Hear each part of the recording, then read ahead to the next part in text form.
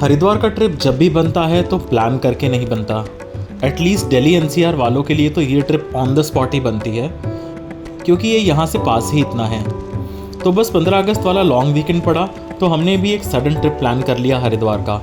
Overnight bookings करके family के साथ हम चल दिए Haridwar, which has always been our go to place since we were little kids. So we have so many memories from Haridwar, और यहाँ आना हमेशा एक नॉस्टैल्जिक सी वाइब क्रिएट करता है। शायद इसलिए भी क्योंकि काफ़ी हद तक हरिद्वार अभी भी वैसा ही है जैसे यहाँ वक्त थम गया हो। जहाँ एक तरफ नए बने होटल्स हैं, वहीं अभी भी चल रही कई साल पुरानी धर्मशालाएं और आश्रम हैं, कई दशकों पुराने खाने पीने की दुकानें और मंदिर, और वही क्लासिक लुक हर की पौड़ी का और इस क्लॉक टावर का। It is like going back into history, into your childhood again and again and again. So let us start मेरे 2 दिन का short and sweet trip Haridwar का।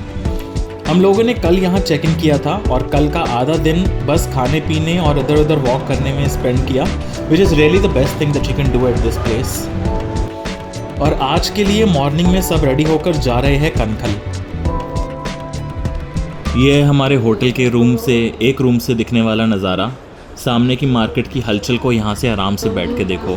बीच में लंबा सा एक कॉरिडोर है और उसके ऑपोजिट हमारा दूसरा रूम है, जहाँ से पीछे के साइड का व्यू नज़र आता है। और ये है हमारा दूसरा रूम। दूसरी साइड से कुछ इस टाइप का व्यू आता है। ऑपोजिट साइड से मार्केट नज़र आती है और यहाँ से थोड़े माउंटेन्स वगैरह नज़र आते हैं ऊपर। कनखल के लिए निकलने से पहले हमने सोचा यहीं हरिद्वार से पहले थोड़ी पेट पूजा कर ली जाए, तो अभी हम वहीं के लिए निकल रहे हैं। तो हम यहाँ के फेमस मथुरा पोड़ी वाले के यहाँ से ब्रेकफास्ट करने जा रहे हैं। बस जो इस पूरी हरिद्वार के ट्रिप का हमेशा से अट्रैक्शन रहता है वो होता है इन आइकॉनिक सड़कों और गलियों में वॉक करना, जहाँ अभी तक हरिद्वार की वही पुरानी वाइब आती है। इस सड़क की हसल बसल, एक कोने से दूसरे कोने तक चलते हुए शेयरिंग ऑटोज़ और रिक्शाज, कोने में अलग अलग तरीके की चीज़ें बेचते हुए लोग, कहीं चाय की दुकान तो कहीं लस्सी और दूध की दुकान, और बीच बीच में कई दशकों पुरानी बनी हुई धर्मशालाएं और आश्रम। देखो फॉर एग्जाम्पल कितने पुराने बने हुए स्ट्रक्चर्स हैं यहाँ पे। ये पूरा एक्सपीरियंस जो होता है, जो आप यहाँ पे चलते हुए एक्सपीरियंस करते हो, वो हरिद्वार के ओवरऑल एक्सपीरियंस का पार्ट होता है। और यही वो चीज़ है जो आपको हरिद्वार की याद दिलाती है जब आप यहाँ से जाते हो। रास्ते के बीच में रिक्शा दिखा तो हमने आगे का रास्ता इस पे बैठ के कंप्लीट कर लिया। यही रास्ता रेलवे स्टेशन की साइड से शंकर चौक होते हुए मनसा देवी की तरफ जाता है, जो मनसा देवी का एंट्री पॉइंट है, और उसके आगे यही रास्ता जाता है हर की पौड़ी तक। हम उससे पहले ही उतरेंगे क्योंकि बीच में ही पड़ता है मथुरा पोड़ी वाला, जहाँ पे हमें नाश्ते के लिए जाना है। रिक्शे से उतरकर अब ये कुछ पतली सी गलियाँ स्टार्ट हो जाती है। ये मनसा देवी मंदिर वाले रास्ते के ठीक ऑपोजिट साइड वाले जगह पर है, और वहीं से अंदर की तरफ एक छोटी सी मार्केट आती है, जहाँ पे आपको कई तरीके की अलग अलग टाइप की शॉप्स दिख जाएंगी। इसी रोड में सीधे सीधे वॉक करते रहो तो आपको 2-3 मशहूर खाने की दुकानें मिल जाएंगी, जिनमें से एक है मथुरा पोड़ी वाला, जो कि यहाँ की सबसे पुरानी खाने की जगहों में से एक है। तो this is our first spot for the day. यहाँ ये लोग पत्तल में पूड़ी और सब्ज़ी सर्व करते हैं, और हम जब भी हरिद्वार आते हैं तो यहाँ और मोहनपुरी वाले के यहाँ ज़रूर खाना खाने जाते हैं। आज तो हम मोहनपुरी वाले के यहाँ नहीं जाएंगे, आज का हमारा नाश्ता यहीं होने वाला है। तो ये है इनकी सीताफल की सब्ज़ी, जिसमें सूखे आलू की सब्ज़ी भी मिक्स करके साथ में देते हैं। साथ में ही इनकी ये आलू के क्लासिक सब्ज़ी है ग्रेवी वाली, और गर्मा गर्म खस्ता पूड़ियाँ, जो कि इस तरीके से कुछ पत्तों में सर्व करी जाती है। और यही होता है यहाँ का ओवरऑल एक्सपीरियंस। इस दुकान की सबसे बेस्ट चीज़ों में से एक मुझे लगी ये मिठाई, विच इज़ कॉल्ड चंद्रकला। थोड़ा सा इसका टेक्सचर बालूशाही की तरह था। अब मथुरा वाले से पेट भर के खाने के बाद, इसके पहले कि हम कनखल की तरफ आगे बढ़े, हम रुक गए एक और फेमस स्पॉट में, जैन चाट भंडार, जहाँ से हम थोड़े से स्नैक्स खाएंगे और फिर आगे बढ़ेंगे। यहाँ पर हमने खाया कांजी वड़ा, गोलगप्पे और पापड़ी चाट। तो पेट में अगर थोड़ी सी भी जगह बची हुई थी तो उसको हमने इन चीज़ों से फिल कर दिया। बस इससे ज़्यादा कैपेसिटी तो नहीं है फ़िलहाल खाने की, तो हमने स्टार्ट कर दिया अपना कनखल का ट्रिप।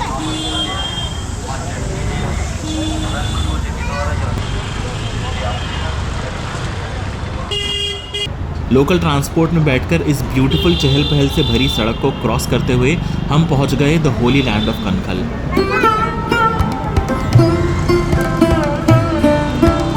कनखल एक स्मॉल कॉलोनी है हरिद्वार में। ये जगह कई सदियों पुरानी है और इसकी काफ़ी हिस्टोरिकल और रिलीजियस इम्पोर्टेंस है। कनखल का वर्णन वायु पुराण और महाभारत में भी किया गया है। सन 1504 में सिख गुरु नानक जी ने भी कनखल विजिट किया था जब वो अपनी हरिद्वार विजिट पे आए थे। इसके अलावा कई 1700 से 2000 साल पुरानी ऐसी हिंदू कविताएं हैं जिनमें कनखल का जिक्र किया गया है। तो इससे आपको पता लग सकता है कि ये जगह हिस्टोरिकली कितनी पुरानी है और कितना महत्व रखती है।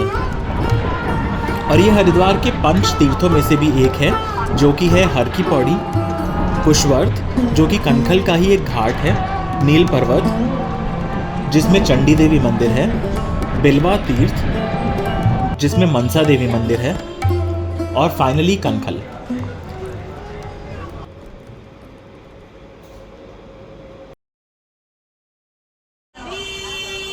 लोकल ट्रांसपोर्ट में बैठकर हम पहुंच गए the Holi land of Kankhal. और यहाँ पर हम अलग अलग जगहों पर थोड़ी थोड़ी देर रुकते हुए आगे बढ़े, जिनमें से सबसे पहले आया मानव कल्याण आश्रम। इस आश्रम में भगवान के 12 अलग अलग अवतारों को दिखाया गया है और जो मूर्तियाँ स्थापित है यहाँ पर वो लॉर्ड कृष्ण और लॉर्ड शिवा की अर्धनारीश्वर रूप में है। This was a very beautiful place. The temple that was inside this ashram was very peaceful and we spent a good amount of time here.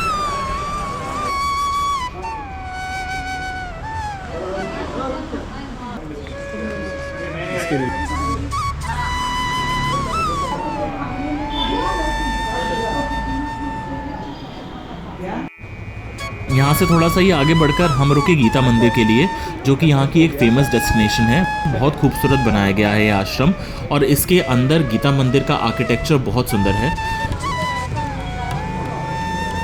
यहाँ यमुनोत्री, गंगोत्री, केदारनाथ और बद्रीनाथ के रेप्लिकास बनाए गए हैं। मंदिर के अंदर लॉर्ड कृष्ण, राधा, हनुमान जी, श्री राम, सीता, लक्ष्मण, गंगा माता, सरस्वती माता की मूर्तियाँ हैं। लेकिन इसके आसपास का जो एनवायरनमेंट है वहाँ से आपका बाहर निकलने को मन ही नहीं करेगा।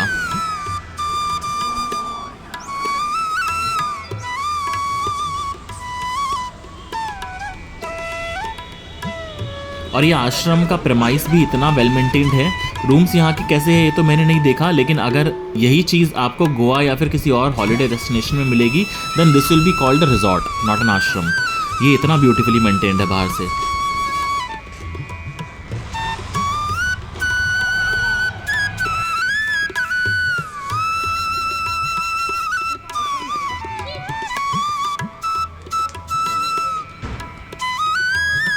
आगे हम रुके हमारी थर्ड डेस्टिनेशन में, हरिहर आश्रम, जहाँ पे है पराड़ शिवलिंगा पारदेश्वर महादेव मंदिर में।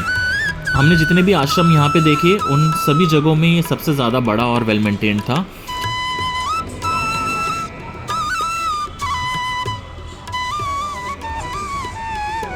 मंदिर के अंदर जो शिवलिंग बना हुआ था वो 151 किलो का प्योर मरकरी शिवलिंग है और यहाँ पर आपको ध्यान करते हुए काफ़ी लोग दिख जाएंगे। मंदिर के ठीक बाहर शंकराचार्य जी का बहुत बड़ा स्टैचू बना हुआ है और साइड में ही एंट्रेंस के ठीक बराबर में रुद्राक्ष का एक पेड़ है जिसके नीचे 12 ज्योतिर्लिंगों के हिसाब से 12 शिवलिंग स्थापित किए हुए हैं।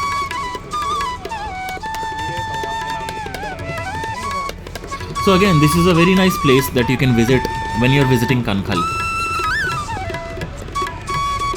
हरिहर आश्रम के ठीक सामने रोड की दूसरी तरफ भी एक आश्रम था, तो हमने कहा लगे हाथ इसको भी देख लेते हैं और मंदिर के दर्शन कर लेते हैं। इस आश्रम में वीडियोग्राफी अलाउड नहीं थी क्योंकि यहाँ पे काफ़ी साधु वगैरह भी रह रहे थे, लेकिन वातावरण बहुत शांत और ठंडा था, तो बाहर की धूप से थोड़ा रिलीफ लेने के लिए हम आराम से मंदिर में आधे घंटे तक बैठे रहे और फिर आगे चल दी हमारी आज की मेन डेस्टिनेशन और कनखल के सबसे बड़े धाम दक्षेश्वर महादेव टेम्पल। ये मंदिर रानी धनकौर ने 1810 में बनवाया था और ये वही जगह है जहाँ महाभारत के अनुसार राजा दक्ष ने यज्ञ रखा था, जिस यज्ञ में सती माता जो उनकी बेटी थी और शिवजी की पत्नी थी उसी यज्ञ में समा गई थी। इस स्टोरी को आपने कई जगहों पे देखा होगा, फेमिलियर भी होंगे। यही वो जगह है जहाँ पे महाभारत के अनुसार वो हुआ था।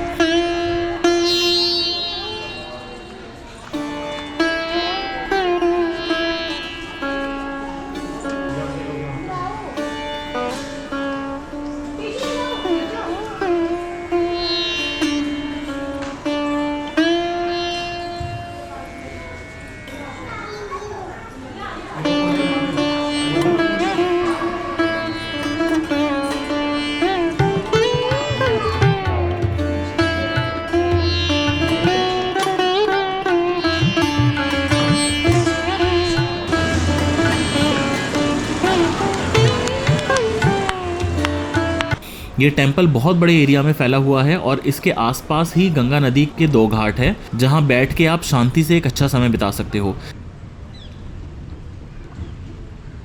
बेसिकली इस पूरे एरिया की वाइब ही ऐसी है, शायद इसलिए कनखल और हरिद्वार में आपको काफ़ी साधु सांसारिक जीवन से बिल्कुल अलग होकर रहते हुए नज़र आ जाएंगे, क्योंकि एक स्पिरिचुअल वाइब है इस जगह की और शिव भक्तों के लिए ये जगह बहुत महत्व रखती है।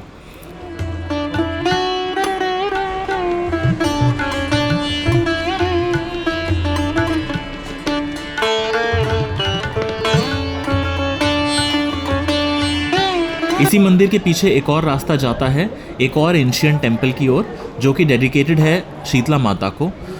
तो अब हम यहाँ से पैदल पैदल गॉडेस शीतला के दर्शन करने जा रहे हैं, क्योंकि उसी के ठीक पीछे एक बहुत ही प्यारा सा घाट भी है।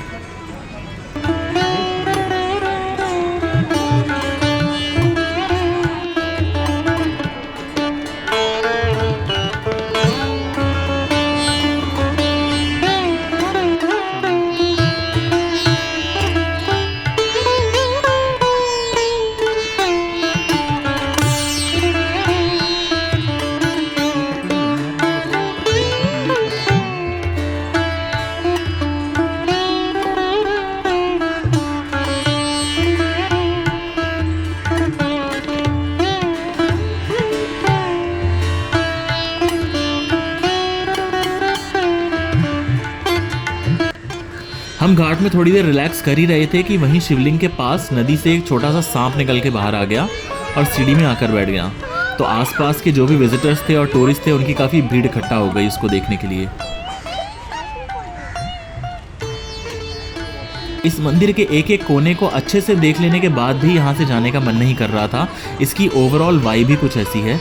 बहुत सुंदर बना हुआ मंदिर है और इतनी तेज़ धूप के बावजूद भी हमने यहाँ पर बहुत रिलैक्स किया। एंड ऑफ कोर्स घाट में गंगा नदी के ठंडे पानी में पैर डालने के बाद तो पूरी थकान वैसे ही निकल जाती है। ऑलमोस्ट 2 आवर्स तक यहाँ बैठने के बाद हम वापस चल दिए हरिद्वार अपने होटल की ओर to complete our sightseeing for the day.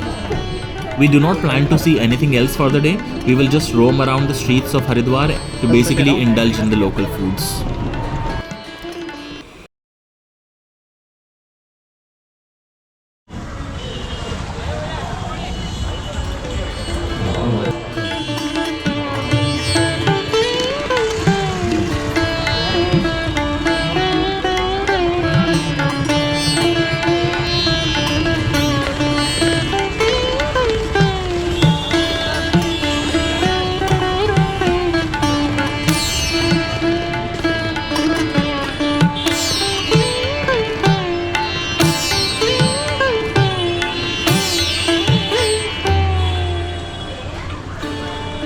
पूरे दिन की और इतनी जगहों में घूमने की थकान मिटाने के लिए हरिद्वार में यहाँ मिलने वाले गर्मा गर्म दूध से बेटर कुछ नहीं होता है। कढ़ाई में पूरे दिन कढ़ने के बाद गाढ़ा दूध आपको यहाँ कूल्हड़ में सर्व किया जाता है और ये ट्रेडिशन ऑलमोस्ट 2 डेकेड से मैं यहाँ पे देखते आ रहा हूँ और उससे पहले भी यहाँ पता नहीं कितनी पुरानी होगी, but this is part of the Haridwar experience. बस गर्मा गर्म दूध पी के आज के दिन का घूमना तो हमारा कंप्लीट हो गया है। बाकी का दिन हम अपना पर्सनल घूमने और शॉपिंग करने में स्पेंड करेंगे। I'll see you in my next video for day 3, जिसमें हम हरिद्वार में one of my favorite temples Bilkeshwar मंदिर जाएंगे। So see you in my next video। Her her Gange.